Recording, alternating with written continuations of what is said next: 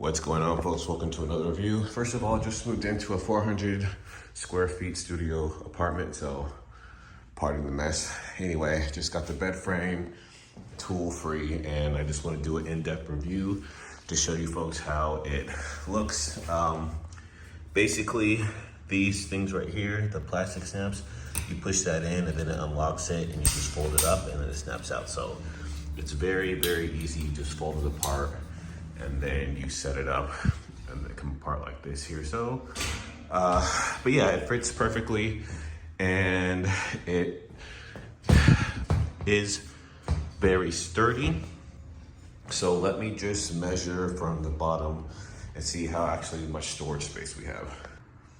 All right, so we're at 18 inches here, like it says, which means that you have to have something around 17 inches tall to clear to go underneath. So this is how it looks from the ground floor view. So plenty of space underneath. And then as you can tell here, like I said, 400 square foot apartment or studio. This is how tall it stands in the room.